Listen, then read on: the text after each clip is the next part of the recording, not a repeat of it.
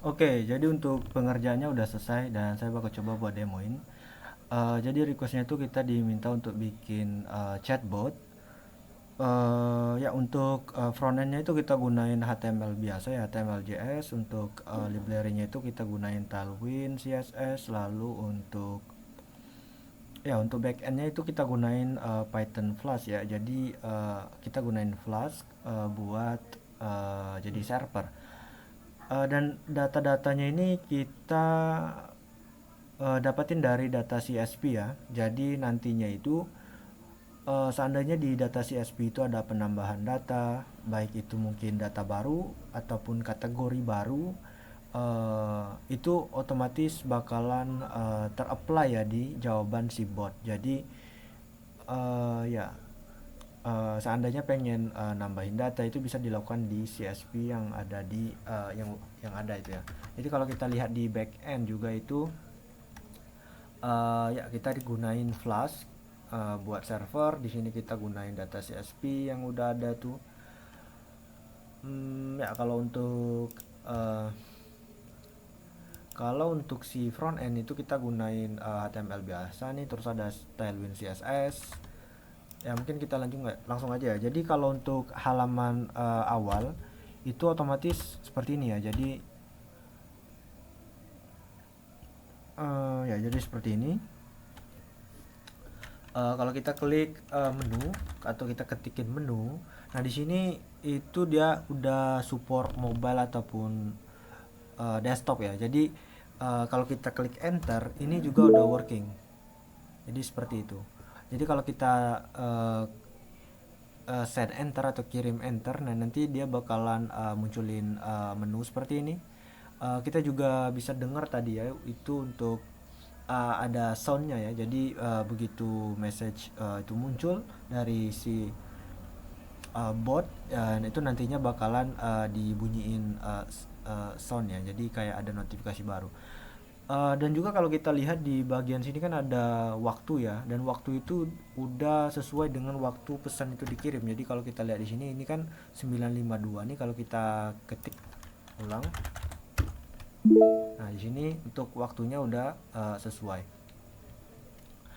Oke, untuk menu di sini ada beberapa komen ya. Komen utama itu menu ini. Jadi kalau kita masukin menu, nah di sini komennya itu kedetek.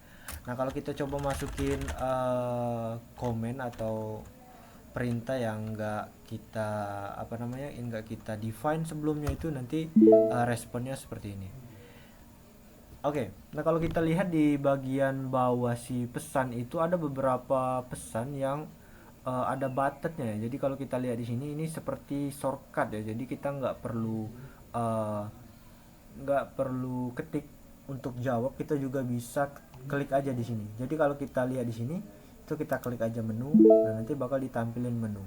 Nah di sini kan udah ada list menu. Nah kita bisa ketik jawabnya itu pakai keyboard, atau ya kita bisa ketik di sini di box ini, terus kita enter. Nah, ataupun kita juga bisa langsung klik aja di sini. Ini kan opsi yang bisa kita pilih. Jadi di sini kan kita diminta untuk memilih kota untuk melihat daftar wisata nih. Nah, di sini ada tersedia opsi Jakarta, Yogyakarta, Bandung, Semarang, Surabaya. Nah, data ini kita bisa langsung klik Jakarta katakan. Nah, jadi bakal muncul daftar wisata di Jakarta. Kemudian kita juga bisa tulis ya. Jadi Yogyakarta katakanlah, ini Yogyakarta. Oke, nah di sini dia udah munculin data daftar wisata di Yogyakarta. Jadi di sini udah ada konteks ya. Jadi kita udah terapin mekanisme konteks. Oh, ini panjang juga ya.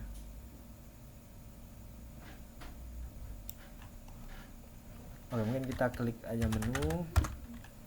Nah, di sini ada beberapa menu, mungkin kita langsung aja ke menu.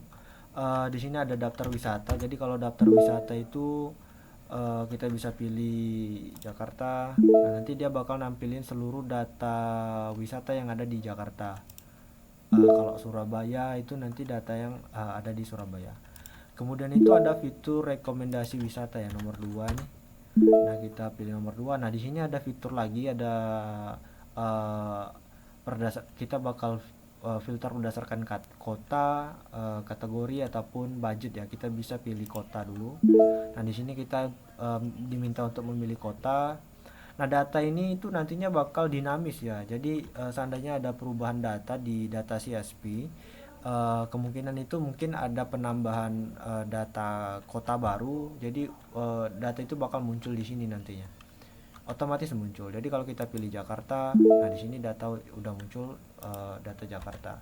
Terus kalau kita klik lagi menu rekomendasi wisata, kita pilih berdasarkan kategori.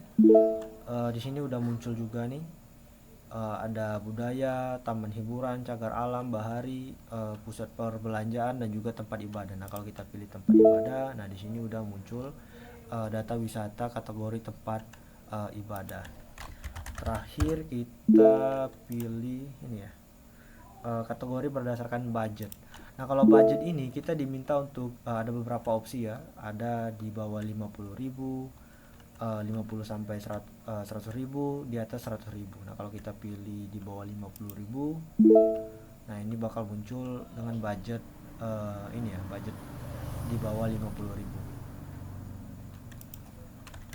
Fitur terakhir itu ada di paket wisata ya. Jadi kalau kita klik di paket wisata, nah itu kita diminta untuk memilih kota Bandung. Nah, bakal muncul seperti ini. Jadi itu kurang lebih sama ya dengan daftar wisata ya.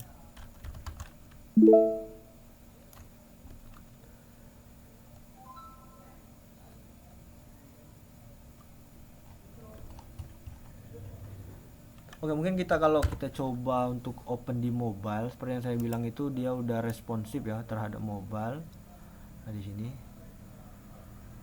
Oke, gini.